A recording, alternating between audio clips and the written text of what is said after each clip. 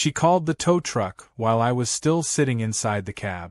Not parked illegally, not blocking her driveway, not doing a single thing wrong. I was sipping my coffee, engine off, windows cracked, waiting for my buddy across the street to come out with the socket set he borrowed 6 months ago and forgot I ever loaned him. But that didn't matter to Karen. Oh no. The mere presence of my 1998 Dodge Ram in her line of sight was apparently an existential threat to her HOA-certified suburban fantasy. I only noticed her because she came storming down her pristine concrete path in floral slippers and a nightgown that screamed, "Divorced twice and still blaming the dog." I figured she was going to ask for help moving a box or maybe complain about someone else's lawn. Instead, she pointed directly at my truck and shouted, "You can't park that thing here. This is a residential neighborhood." She emphasized residential like I was driving a meth lab on wheels. I calmly rolled down my window and raised an eyebrow, which seemed to enrage her more than a full-blown insult would have. Now, I've dealt with Karens before. I grew up around HOA drama. My mom once got a fine because our mailbox was one shade too beige. I'm not a stranger to suburban dictatorship. But this woman was operating on another level. I tried explaining that I was waiting for my friend, that I wasn't even parked in front of her house, that technically I was on public street space and had every right to be there. She didn't care. She said my truck was obnoxious, blue-collar, and lowering property values. Then she whipped out her phone and started filming me, narrating like she was auditioning for a low-budget reality show called Karen's Justice. The moment she mentioned calling the HOA and the police, I made the mistake of chuckling. That's when she screamed, "I'm calling a tow truck right now. You'll regret messing with me." And she meant it.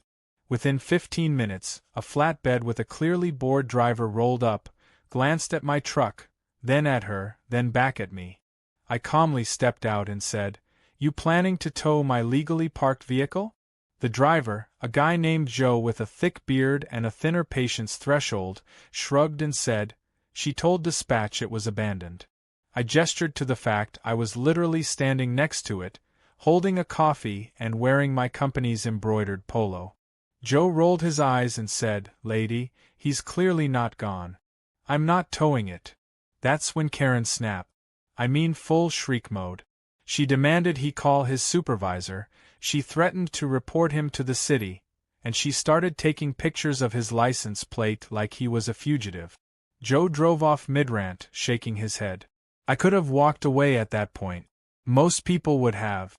But see, I'm not most people. I play the long game. And when someone threatens my truck, my baby that I rebuilt from the axle up and painted by hand, you're not just picking a fight. You're signing up for a full-blown Cold War. I didn't yell. I didn't even respond to her last wave of insults as she stomped back to her house, slamming the door with the kind of energy that makes decorative wreaths fall off. Instead, I went home, and I opened a browser tab, and I made a phone call, and another, and one more after that. Because when you have friends in odd places, interesting things become possible. 3 weeks passed. During that time, Karen escalated. She reported me to the HOA for menacing behavior. She claimed I loitered in my vehicle with malicious intent.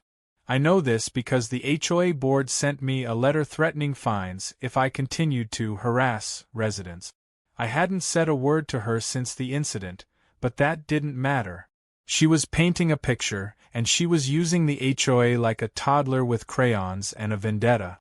I called the board and calmly explained the situation. They offered their favorite phrase, "We'll investigate." Translation, "We're scared of her, please don't involve us." She started having visitors from the board. I watched from across the street as she led them on tours of her sidewalk, pointing at where my tires once touched the curb like she was documenting a war crime. She started putting up passive-aggressive signs. No trucks, no trespassing, neighborhood watch, report suspicious activity. The kicker? She installed a fake camera on a pole angled directly at the spot where I had parked. Just a black dome with a blinking red light. Clearly plastic. clearly theatrical. I couldn't help but admire her dedication to the bit. But while she was building her case against me, I was building something too, well, arranging, technically. I'd been waiting for the right moment, the perfect confluence of petty revenge and poetic timing. And it came, bright and early on a Saturday morning. The neighborhood was quiet, sprinklers clicking away, birds chirping, and down the street, the unmistakable rumble of treads on asphalt. Not tires. Treads. As in, tank treads. To be clear, it wasn't a military-grade combat tank. It was a decommissioned British CVRT Sabre I had arranged through a friend who ran a private military memorabilia museum. It had been converted for civilian events, legally operable under strict transport rules. But to the untrained eye, it was massive, intimidating, and absolutely ridiculous. It looked like something out of a Cold War movie. And it was all mine for the day. I rode it into the cul-de-sac like a knight on armored vengeance, waving cheerily at stunned neighbors. The driver, my buddy Roy, wore aviators and a cigar stub just for the aesthetic. We pulled directly into Karen's driveway. Not blocking it, not parking on the street. Right on her freshly power-washed concrete. Her Prius was parked in the garage. Her fake flowers trembled from the tank's vibration. She came running out in a full meltdown, screaming, demanding to know what was happening. I calmly stepped down from the hatch and said, "You didn't like my truck, Karen. So I thought I'd try something more compact." She yelled about the HOA. She yelled about calling the cop. She yelled about her property rights, zoning violations, and even NATO at one point, which was an odd choice. I just nodded and sipped a new coffee. The neighbors gathered. Phones came out. One of the kids whispered, "Is this real?" It was. And it was glorious. Karen was purple. Not red. Purple. Like a wine grape with high blood pressure. And when the HOA board showed up, because of course she had them on speed dial, they took one look at the tank and one look at me and just walked away. Not a word. Not a rule violation they could cite. I hadn't broken any laws. I had permission. And for once, the paperwork worked in my favor. Karen, on the other hand, was left standing in her driveway, sputtering nonsense about optics and insurance premiums and terroristic posture. I told her I'd be gone by sundown. And I was. But the impact? That stayed. Every time I pass by, she flinches. Every time she hears a loud engine, her curtains twitch.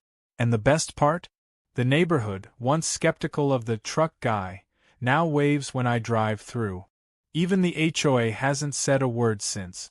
When I say Karen didn't recover from the tank incident, I mean it on a cellular level. She stopped gardening, which had previously been her Olympic sport. The hand-painted, "No trucks allowed" signs vanished overnight like they'd never existed. The fake camera came down. Even her usual routine of patrolling the sidewalk with her ever-present clipboard was replaced with peering from behind curtains like a small-town cryptid. To the casual eye, it looked like she had accepted defeat. But I've been in enough passive-aggressive turf wars to know when the enemy is licking their wounds and when they're loading the next round. Karen was the latter. And true to form, she didn't disappoint. It started subtly. Flyers appeared on neighborhood doors warning of unregistered military-grade vehicles endangering our children. No names, but we all knew who they were about. Next came a sudden surge of HOA rule enforcement. Grass length, fence colors, gutter debris. The kind of violations no one had enforced in years were suddenly being cited with militant precision. I got 3 letters in 1 week. One for having non-native plants too close to the sidewalk. Another for visible tools in the truck bed. The last one? My trash bin had been visible from the street for a full 20 minutes on collection day. I called the HOA president, Greg, a human paperweight with the spine of overcooked linguine, and asked what exactly was going on. He muttered something about community standards, and then hung up mid-sentence when I brought up the tank. But I didn't rise to it. Not yet. Karen wanted a reaction. She wanted me to retaliate so she could paint me as the aggressor again. So instead, I leaned into politeness so hard it became a weapon. I trimmed the plants, covered the tools with a custom tarp that had the HOA's logo embroidered on it, and placed the trash bin exactly 3.5 feet from the curb within the acceptable timeframe. Every move I made was surgical, precise, infuriatingly compliant. If Karen was going to play bureaucratic chess, I was going to be her endgame. Then came the neighborhood meeting. HOA bylaws required an open quarterly session, and for once, I cleared my schedule. Karen had somehow finagled a spot on the agenda. Her item? New parking restrictions to uphold community values. I knew what that meant. Everyone did. I arrived early, grabbed a seat near the front, and watched as Karen strutted in wearing a navy pantsuit like she was about to argue a Supreme Court case. The room was packed.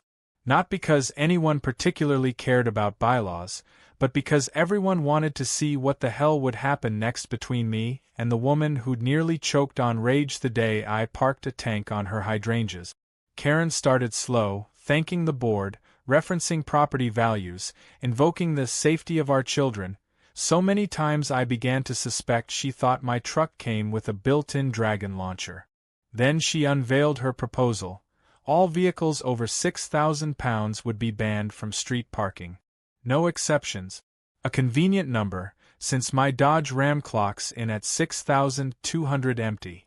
The language was slippery, full of words like aesthetic harmony and vehicular aggression. It was like listening to someone try to cancel a car. When the board opened the floor to comments, I waited until the last possible second to raise my hand. I stood up slowly, made eye contact with every person in the room, and said, as someone who has never broken a single HOA rule, I just want to say I support safety and harmony. Which is why I believe we should extend the restriction to include any vehicle or person weighing over 6,000 pounds. The silence was immediate and brutal. Karen blinked twice, her mouth open but no sound coming out. The implication hung in the air like a cartoon anvil. Greg actually choked on his coffee. Now, I'm not proud of that moment. Okay, I'm a little proud. But it wasn't about body shaming or being cruel. It was about showing everyone how ridiculous this was getting. How petty and targeted and transparently vindictive. The room didn't laugh, but I saw smirks. The board tabled the motion, claiming they needed to study the data. Karen stormed out mid-meeting. I thought it might stop there. That she'd realized she'd overplayed her hand. But no. If anything, that meeting lit a new fire under her orthopedic soles. 2 days later, a code compliance officer showed up at my place. Not a letter. A human being. Clipboard in hand, sweating through his department-issued polo, looking absolutely miserable. He said there had been an anonymous tip about a military vehicle being stored on residential property. I showed him my driveway. No tank. No turret. Nothing but my legally parked Dodge. He looked confused, checked the address 3 times, then apologized and left. But I knew who had made the call. By now, it was personal. She wasn't just trying to get my truck towed. She was trying to make my life miserable, hoping I'd move out or mess up. But Karen underestimated one thing, me. I wasn't in this neighborhood by accident. I'd bought this house for a reason. Not just because I liked the lake or the low crime rate. My late uncle owned a surplus supply company and left me a chunk of money, and I used it to buy this place because it was quiet, peaceful. Until her. But if she wanted to turn the block into a war zone, then fine. I was willing to get tactical. The first thing I did was install security cameras. Real ones. Not the blinking plastic domes she used. Every angle of my property was now covered, and I made sure the signage was perfectly visible. 24/7 audio and video surveillance. I wasn't bluffing. Karen liked to claim I was doing things I wasn't. That narrative died the moment I uploaded time-stamped videos of my yard to the neighborhood Facebook group. When she claimed I left power tools running overnight, I posted footage showing nothing but silence. When she said my dog barked too much, I shared a time-lapse of him sleeping under the porch. Her complaints lost traction fast. But the real move came next. I signed up to host the next neighborhood barbecue. I know it sounds petty, but trust me. Karen usually hosted, and she used it to parade her Pinterest-perfect backyard like she was running a garden cult. But the HOA bylaws said any member could host with a majority vote. And thanks to her exhausting antics, I had neighbors practically throwing their support at me. I went big. Custom smoker. Bounce house for the kids. Hired a band from the VFW who only played Johnny Cash and 80s rock. Everyone was welcome, including Karen. I made sure to deliver her invitation personally. She opened the door, saw me standing there with the flyer, and said, "I wouldn't attend your event if my house was on fire and the RSVP was the hose." I smiled and said, "That's okay. The fire department's coming either way. We're doing a demo for the kids." I wasn't lying. My cousin's a firefighter. He brought a truck, let the kids spray the hose, and stayed for brisket. The barbecue was a hit. Half the neighborhood showed up. The HOA board came too, which shocked me. Even Greg loosened up after 2 beers and confessed he hated Karen's chicken salad. People laughed. They talked. For the first time, I wasn't that truck guy. I was just Mike, the guy who knows how to throw a party. And the entire time, Karen sat inside, peeking through her blinds, probably taking notes on clipboards she had stockpiled like Cold War documents. I woke up to the sound of drilling. Not the usual hum of a neighbor fixing a fence or hanging a planter, but the sharp, high-pitched whine of someone installing something they had no business touching. I slipped on my boots, grabbed my coffee, and stepped outside just in time to see Karen directing 2 men in neon vests as they bolted a new N.O. Street parking sign directly in front of my house. It wasn't a city sign. Not even close. This thing looked like it came from an off-brand Etsy store run by someone with a traffic control fetish. The lettering was crooked, the post was leaning, and the font screamed, I Googled how to look official. One of the workers gave me an apologetic glance before Karen stepped between us with the smug authority of someone who just declared herself mayor of the cul-de-sac. "You're welcome," she chirped, brushing imaginary dust off her blazer. "This will keep our street safe from oversized vehicles cluttering up the view." I took a slow sip of my coffee and stared at the sign, then at her, then at the men packing up their gear like they were fleeing a crime scene. "You got a permit for that?" I asked. "The board approved it," she said quickly. Too quickly. "Unanimous vote," she added, blinking 3 times in rapid succession. That's when I knew she was lying. Greg would rather fake his own death than unanimously agree to anything involving effort. Rather than escalate then and there, I calmly walked back inside. I took a picture of the sign, emailed it to the city's code enforcement office, and then texted Greg. He responded with a shrug emoji and the words, "I didn't vote on anything." That was enough for me.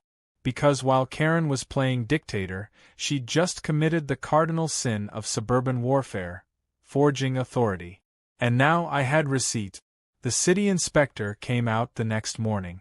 A quiet guy named Wallace who looked like he hadn't blinked since 1997. He examined the sign, jotted some notes, and asked if I had any footage. I showed him the security camera clip of Karen gesturing grandly while the workers installed the sign. He watched silently, then muttered, "Well, this is going to be fun." By the following afternoon, a city truck had arrived, yanked the sign out of the ground, and left behind a bright orange sticker on Karen's front door. Unauthorized signage. Code violation 12.6. Karen reacted like someone had burned her favorite casserole. She stormed out, tore the sticker into confetti, and shouted something about property owners' rights and neighborhood integrity. The next day, I received a new HOA violation notice in the mail. This one accused me of creating a hostile environment through excessive sarcasm. I genuinely laughed out loud at that one. I didn't even know sarcasm could be cited unless you were a high school English teacher or a frustrated ex. Things were unraveling fast. Karen was trying every possible angle to provoke me into a real outburst. I knew if I snapped, even once, she'd turn it into ammo and finally get the board to clamp down. So I doubled down on my favorite tactic: unbothered excellence. I mowed my lawn diagonally, then cross-cut it for that crisp, professional diamond pattern. I polished my truck until it looked like a showroom model. I even planted fresh wildflowers near the curb with a little sign that read, "Be kind or be quiet." Neighbors started complimenting the yard. One even asked if I did landscaping on the side. Karen, meanwhile, was now patrolling with a tablet instead of a clipboard, clearly upgrading her documentation tools in preparation for whatever crusade she imagined was next. But the real escalation came when my truck disappeared. It was a Friday afternoon. I had just finished a job 2 towns over and was driving home when my phone buzzed with a security alert. I checked the footage. My truck was parked in front of my house, exactly where it should have been. But the next video clip, just 15 minutes later, showed an empty curb. No tow truck. No alarm. Just gone. I floored it all the way home, half convinced I was losing my mind. When I pulled up, I was greeted by the sight of Karen watering her lawn like nothing had happened, wearing a wide-brimmed hat and the world's most punchable smirk. "I warned you," she said, not even turning her head. "If you can't follow the rules will follow you." I didn't respond. I didn't trust myself to. Instead, I called the police and filed a report. The officer, a guy named Ramirez with a mustache that looked like it had seen some things, took one look at the footage and sighed. "This is the 5th vehicle reported missing from this neighborhood in 2 months," he muttered. "All legally parked. All mysteriously towed." He said they'd look into it, but I knew that meant waiting. That's when I made another call. Not to the police. Not to the city. To Ray. Ray runs a local heavy equipment storage yard. He's also my cousin, and he happens to keep some very interesting vehicles under lock and key. "You still got the M88? I asked. "You serious?" he replied. "Dead serious," I said. The next day, at precisely 8:01 a.m., a military-grade recovery tank rolled down our street. Bigger than the last one. Louder. Meaner. Designed to tow other tanks. Ray was driving, grinning like a lunatic. I walked beside it in full municipal orange overalls with a clipboard labeled Vehicle Recovery Survey. We pulled right into Karen's driveway. Not just on the concrete. All the way up to her front porch. She came screaming out in pajamas and curlers, demanding to know what was going on. I calmly looked up and said, "I believe you've got something that belongs to me." The M88 had a hook system strong enough to pull an 18-wheeler out of a ditch. If she had somehow arranged for my truck to be taken illegally, this was my subtle way of letting her know I could return the favor on a geological scale. I wasn't actually going to destroy anything, of course, but perception is a powerful thing. She was hysterical, screaming about trespassing, yelling about restraining orders, threatening to call the governor.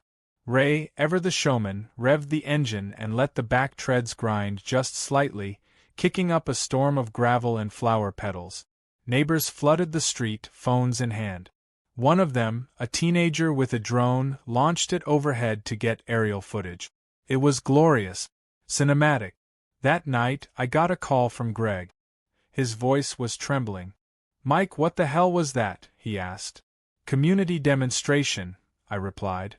"For safety. Just like Karen wanted." There was a long silence. Then, in a defeated voice, he said, "The board wants to meet." "Urgently," I agreed. But only if the meeting was at my place. And only if Karen was present. Greg reluctantly agreed. I prepared a folder with timestamps, documentation, city correspondence, and full security footage. Everything legally watertight. When they arrived, I handed the folder to each board member. Karen sat stiffly in my guest chair, arms crossed so tight she looked like she was trying to keep her soul from escaping. I laid out everything. The false reports, the unauthorized signs, the harassment, the likely illegal tow. Every board member sat in stunned silence. Greg looked like he wanted to dissolve into the carpet. I ended with a quiet, clear statement. I moved here for peace and quiet. I've bent over backward to follow the rules. But if you let this continue, you'll be dealing with more than just paperwork. You'll be dealing with lawyers. Karen didn't take her removal from the HOA committee quietly. If anything, the loss of her imaginary throne only intensified her need to feel powerful. For about a week, things seemed oddly calm.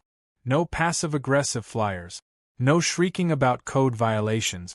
Not even a hint of her usual clipboard warfare. But I knew better. Karen didn't retreat, she recalibrated.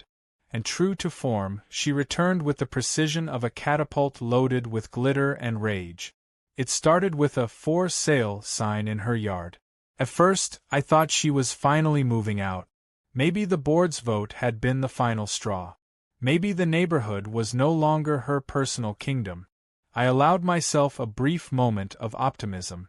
But then, just 2 days later, another sign appeared, right in front of my house. Same real estate company. Same design. Only this one read, "Coming soon, custom renovation opportunity," with my address listed underneath. I blinked, stared, walked up to it. There it was in fine print, a listing link with my house's number and street name, complete with blurry interior photos that had clearly been pulled from my insurance inspection a year prior. I pulled out my phone and called the number on the sign.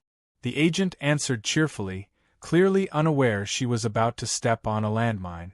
I asked her who authorized the listing. She stammered, said she was contacted by a woman named Karen who claimed to be representing the neighborhood HOA and managing a distressed property program.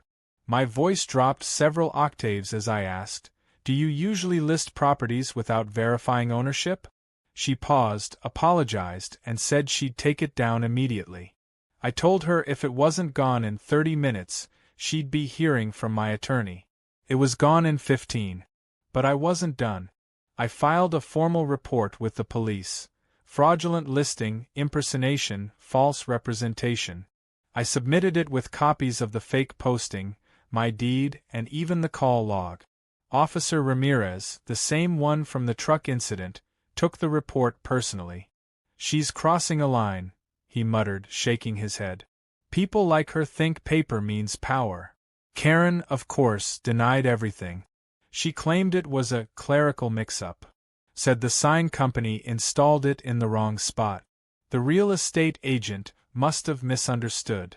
When I confronted her directly, she gave me a smile so fake it should have come with a barcode and said, "You can't prove I meant to do it." I just nodded.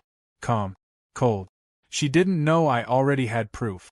The sign company had security footage of her standing beside the installer pointing directly at my yard. Still, the HOA board hesitated.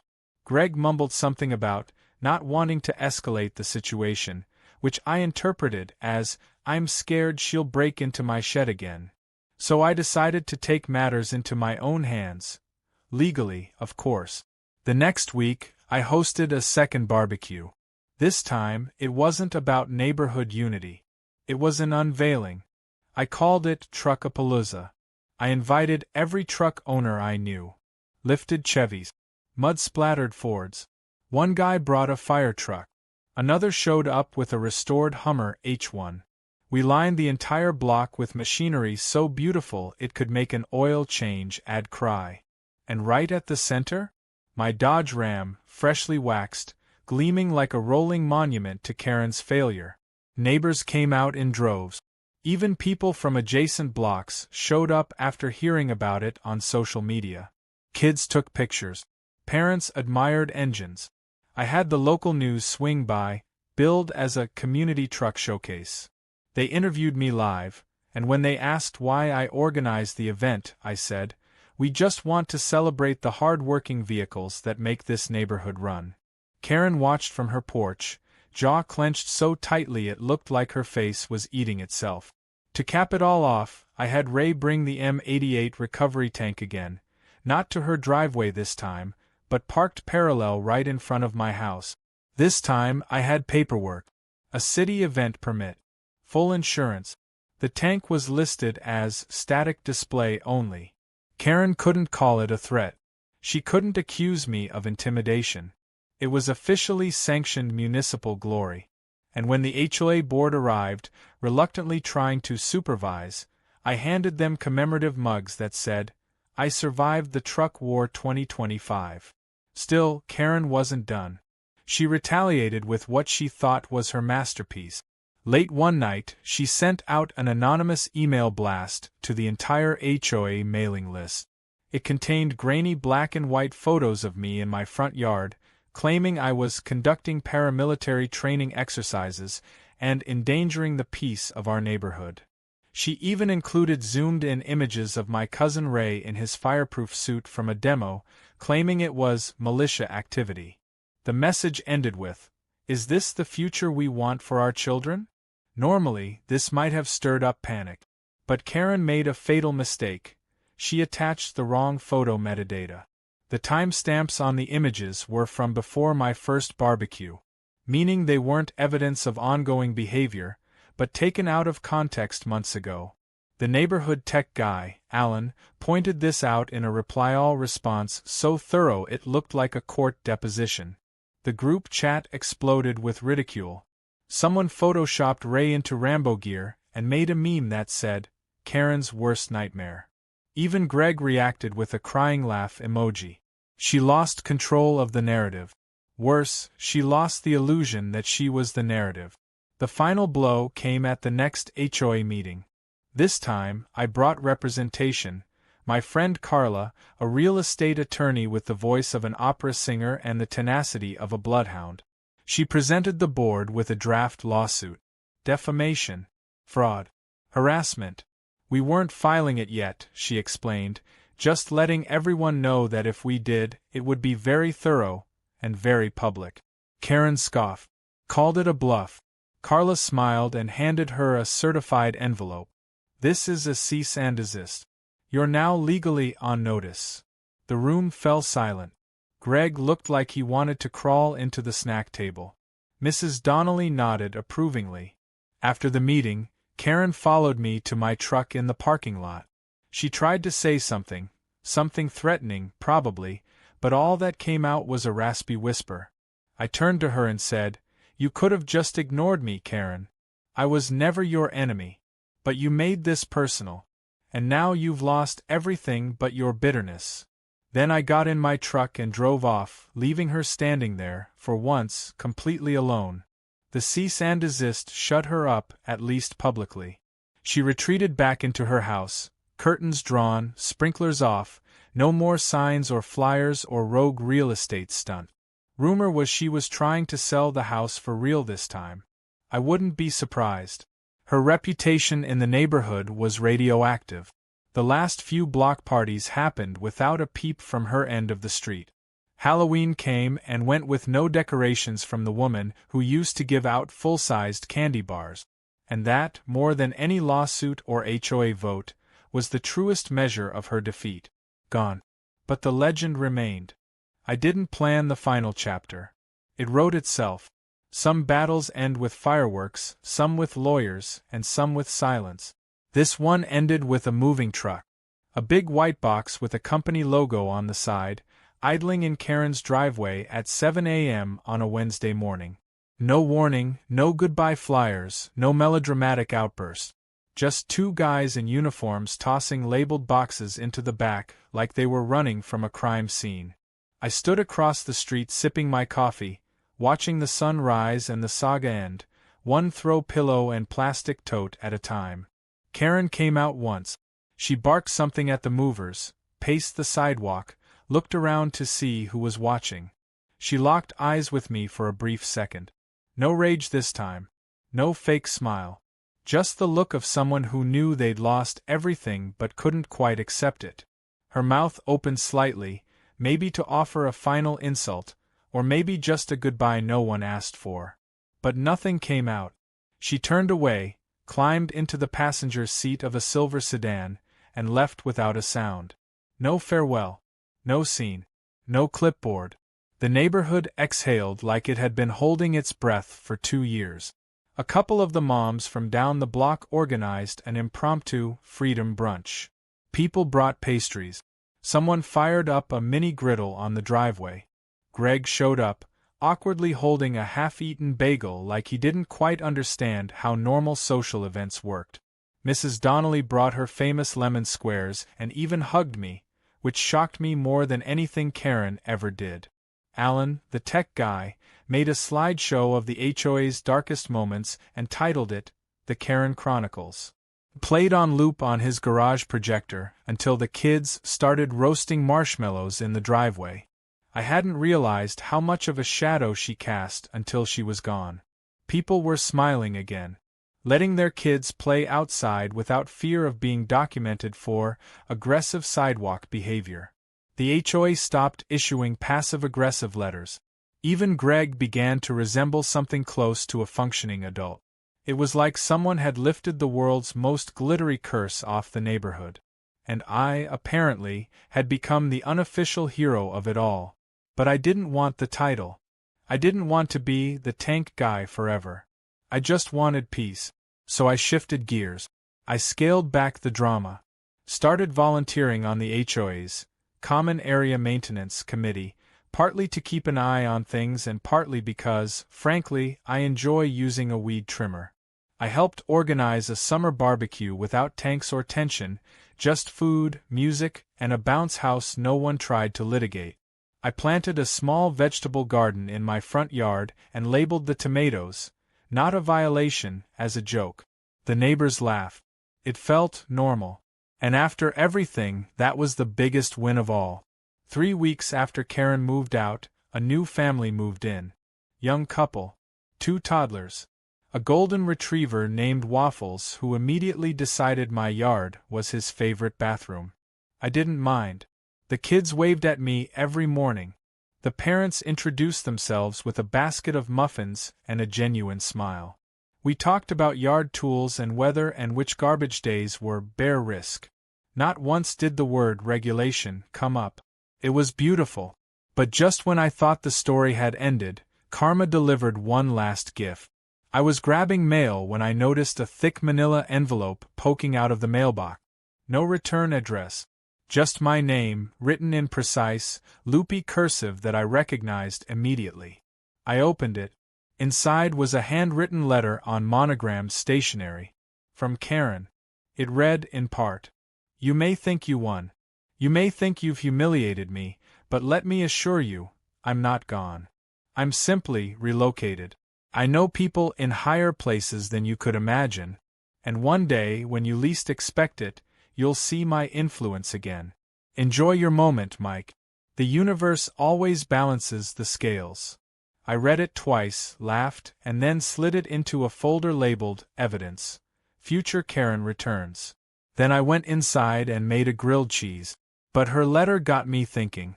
Karen might have left, but she wasn't the only one of her kind. The world is full of Karens, some louder than others, some hiding behind regulations and bylaws and the thin veil of community improvement. And while I had won this particular war, I knew someday, somewhere, another clipboard would rise. Another fake sign would get hammered into a lawn. Another neighbor would be accused of violating the sacred HOA rulebook by breathing too loudly near a tulip bed. So I made a plan. Not for revenge. Not for another tank. But for prevention. I launched a website. It started as a joke. www.neighborgeddon.com. A tongue-in-cheek resource for people dealing with entitled neighbors.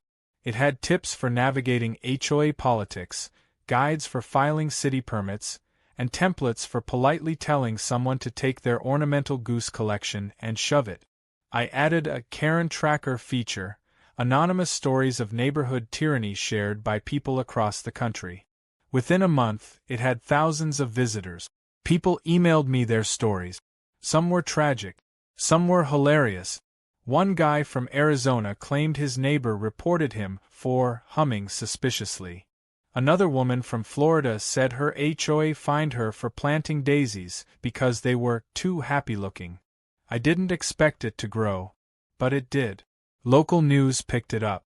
Then national.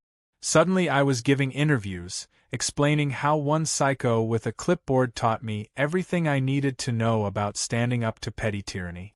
I even got a sponsorship offer from a lawn equipment company. I declined, but they sent me a free leaf blower with my name engraved on it, which was honestly the best gift I've ever received.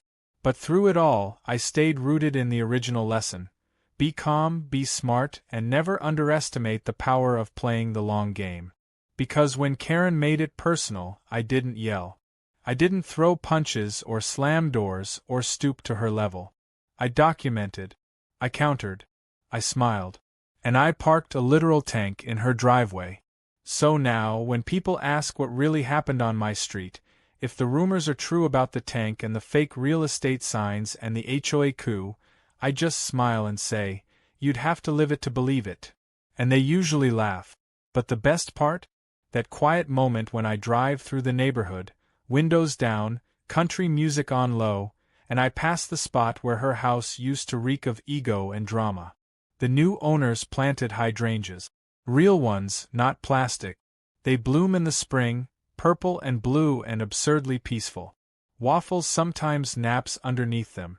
The kids ride scooters down the sidewalk where Karen once threatened to install tire spike. And me? I finally get to just be Mike. No vendettas. No drama. Just a guy with a truck, a garden, and a very, very good memory. But every so often, when a neighbor complains about something ridiculous, like when Larry next door said my rain barrel was attracting clouds, I go into the garage, pull off the tarp, and look at what's waiting there. The tank is still mine. Just in case.